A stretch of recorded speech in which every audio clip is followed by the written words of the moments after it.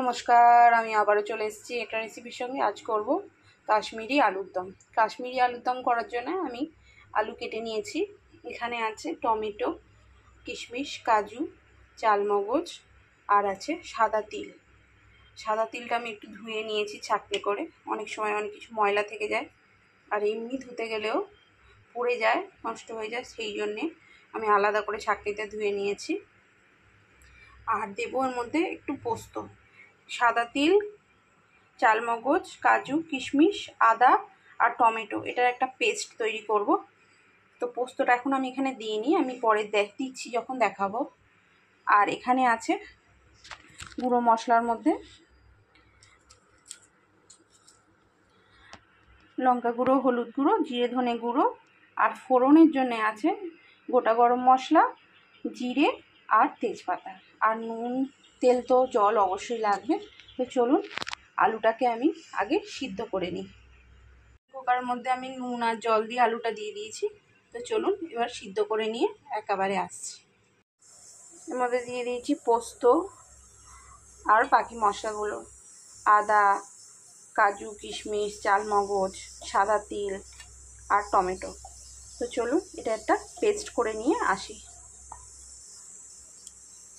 আমি করে নিয়েছি। তো চলুন বাকি রান্নাটা এবার করে নিই।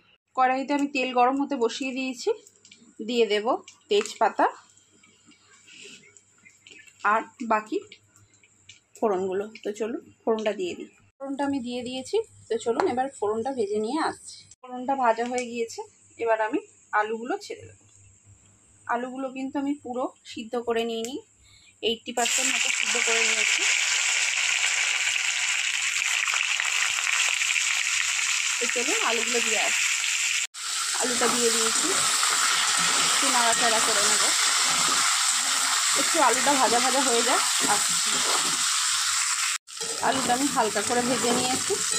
তো এবার একে একে সব মশলাগুলো দিয়ে দেবো।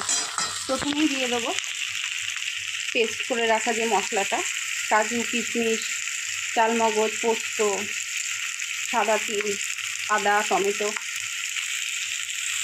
দিয়ে দিয়েছি আমি বেটে রাখা মশলাটা। এবার এটা দিয়ে একটু নাড়াচাড়া করে নেব।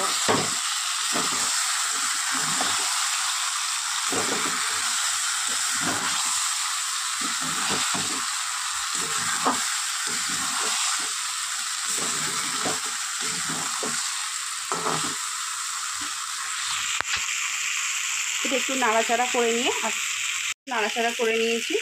একটু তেলও রিলিজ করছে মশলা থেকে। এবার দিয়ে দেবো গুঁড়ো মশলাগুলো, লঙ্কা গুঁড়ো, হলুদ গুঁড়ো, জিরে গুঁড়ো আর ধনে গুঁড়ো। আর সাথে দিয়ে দেবো মিক্সির বাটি ধোয়া অল্প করে জল।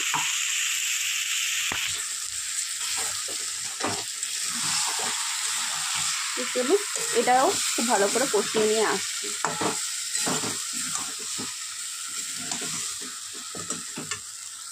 ভালো করে কষানো হয়ে গিয়েছে, সুন্দর একটা স্মেল ছাড়ছে।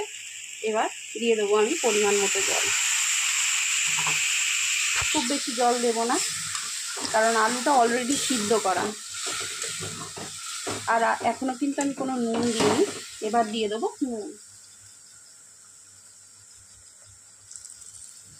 দিয়ে দেবো স্বাদ মতো নুন।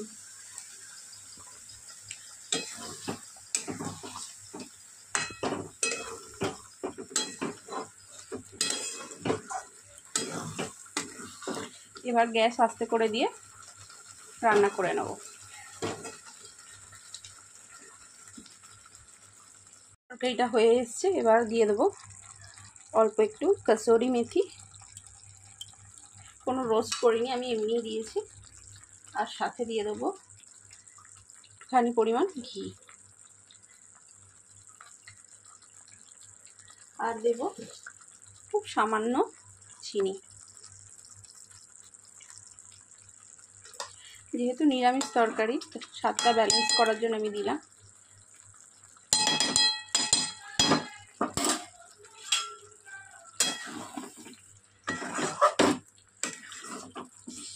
মিক্স করে দিয়েছি।